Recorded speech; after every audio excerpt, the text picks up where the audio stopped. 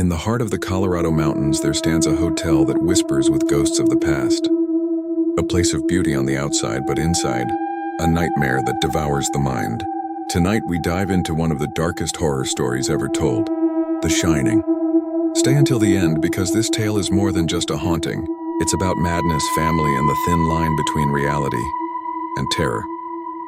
The story begins with a man named Jack Torrance, a struggling writer and former schoolteacher. Jack has a family, his quiet and kind wife Wendy and their young son Danny. Danny is not like other children. He has a gift, or perhaps a curse, an ability to see things others cannot, a psychic power he calls the Shining. Jack accepts a winter job at the Overlook Hotel, a grand and isolated resort buried high in the mountains of Colorado. The task seems simple. Live in the hotel during the off-season, maintain the grounds, and make sure everything is safe until spring. For Jack, it feels like the perfect opportunity. Time to write, time to reflect, and perhaps time to heal his fragile relationship with his family. But the Overlook is no ordinary hotel. It is a place built on land with a violent past. Murders, suicides, and dark secrets linger in its long corridors. The walls hold memories, and those memories are very much alive. Before the Torrances even settle in, young Danny begins to feel the presence of the hotel. He has visions, blood rushing down hallways, ghostly twins standing in silence in an endless maze that seems to swallow him whole. Danny's power is recognized by the hotel's cook, Dick Halloran. Dick also has the Shining, and he warns Danny, this place has a shine to it. But be careful, some things here, they're not real. They're pictures. But sometimes they try to hurt you. With winter closing in and snow trapping them inside, the Torrance family is completely isolated. No neighbors, no rescue, just them and the Overlook. At first, life is peaceful. Jack writes in the Grand Lounge. Wendy explores the hotel's many rooms, and Danny plays in the echoing halls. But slowly, the Overlook begins to work its poison. Jack's writing stalls. Frustration builds. The hotel whispers to him, feeding his anger, his failures, his addiction to alcohol, a weakness he once tried to conquer.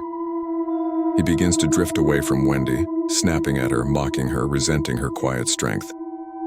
Danny, meanwhile, sees more and more of the hotel's ghosts. A woman in room 237 who should not be alive, the twins of tragedy forever frozen in time, and visions of his own father, transformed into something monstrous. The Overlook is alive, and it wants Jack. It feeds on his weakness, his bitterness, and his buried rage. Through visions of grand parties from the past, Jack begins to lose himself. He sees the ghostly figure of Delbert Grady, a former caretaker who murdered his family in the very same hotel. Grady whispers in Jack's ear, "You must correct them. Your wife, your son. They are holding you back. The hotel wants you to set things right." The more Jack listens, the less he resembles a father and husband. The hotel does not want peace. It wants blood. Wendy senses the danger. She sees Jack's madness growing. When she discovers that his novel is nothing but endless pages of the same chilling line, "All work and no play makes Jack a dull boy." She realizes the man she married is gone. Jack, now fully consumed, lashes out. He wields an axe, the hotel's final weapon. His target, his own family. The storm rages outside. The hotel's halls echo with madness. Jack hunts Wendy and Danny through the endless corridors. His voice is no longer human. It's rage, it's hunger, it's the Overlook itself speaking through him.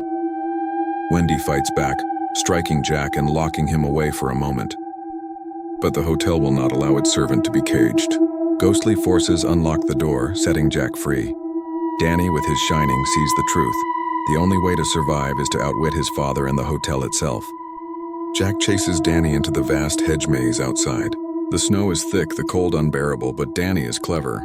He runs forward, then retraces his steps, leaving his father lost in a twisted path of confusion. Jack, exhausted and blinded by rage, stumbles through the maze, calling for his son, but finding only silence and snow. His madness leads him deeper until finally, he freezes in the storm, the hotel's final victim. Inside, Wendy and Danny escape with Dick Halloran's snowcat, the only salvation left to them. As the story closes, the camera lingers on a photograph hanging in the hotel's ballroom. It shows Jack Torrance smiling, surrounded by partygoers at a 4th of July celebration from 1921, long before he was even born. Was Jack always part of the Overlook? Was he claimed by its curse?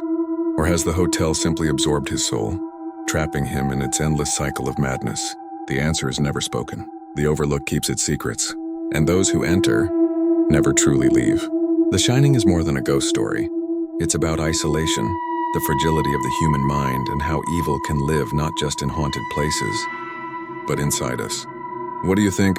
Was Jack always part of the hotel? Or did the Overlook consume him completely? Let us know your thoughts in the comments. And if you enjoyed this chilling tale, make sure to like, subscribe, and join us again for more stories from the darkest corners of history and horror.